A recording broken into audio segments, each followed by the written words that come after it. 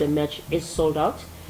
Both clubs, Orlando Pirates, Kaizer Chiefs, and stadium management, we're pleased with that fact because it guarantees that we've got another successful match or Soweto Derby match coming this weekend, and we appreciate the validation that we continuously get from the supporters and football lovers across the country in confirming that this is still the biggest fixture in the country.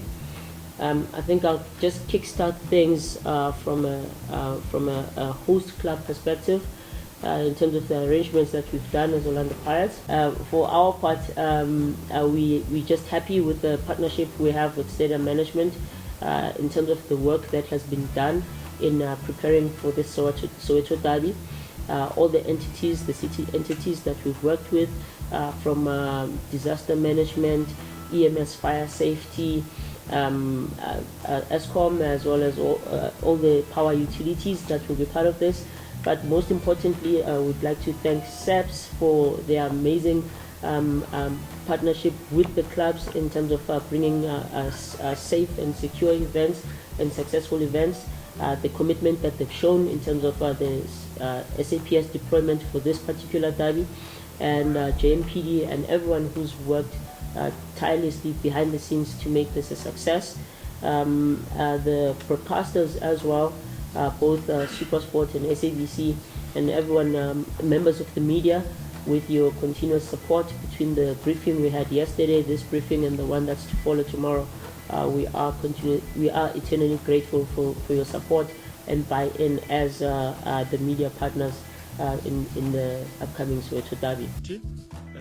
From Kaizer Chiefs' point of view, we're just excited to be part of this event, and we've been part of the event security and safety planning committee meetings, and I will also want to confirm what Bertie mentioned, that in my experience from Kaizer Chiefs, this has been one of the extensively prepared Soweto Derby that I've seen in terms of the meetings that we've held, the dry runs that I've seen with the police and other security cluster and medicals involved.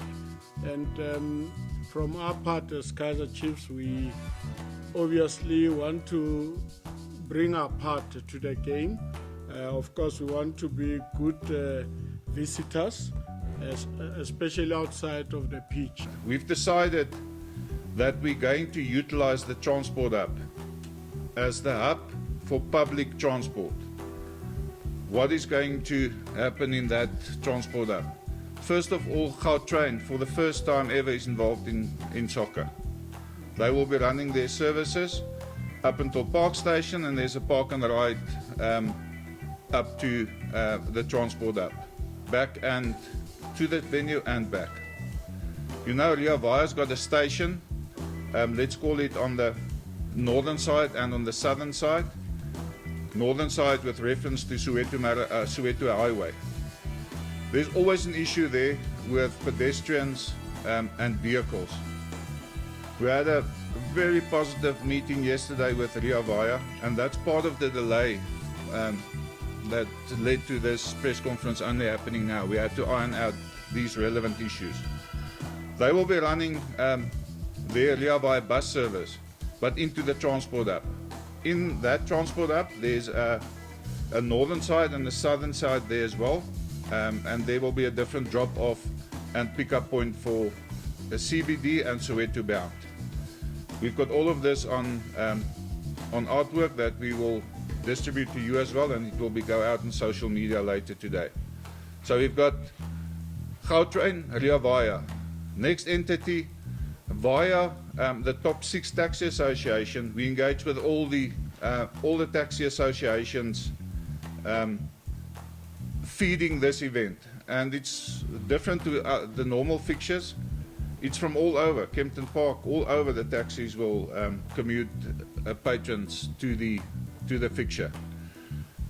Just to give you a bit of an insight there, we've calculated that between 50 and 60% of our spectators arrive by taxi. They will also feed into a dedicated area in the transport hub. drop off and go, and then 30 minutes before the end of the fixture, they'll start stacking in a dedicated area for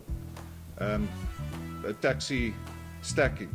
So patrons will go to that area and they will be picked up there and commuted to wherever they want to. Got over 120 officers will be deployed on the day, and one special plan is that Nazareth Road will be converted into 3 lanes, and that's for traffic coming into the stadium before the game and for traffic leaving the stadium after the game. So that will ensure that we do alleviate some congestion, but officers have been briefed that after the game, that's where we have a lot of congestion. We know that we have requested spectators to come early, and that's to avoid congestion before the game, but after the game we can't control their movements because they will be leaving the stadium. So officers will be deployed in various critical points around the stadium precinct to ensure that we do alleviate that congestion. Soweto Highway is going to be closed. We know that Soweto Highway is always closed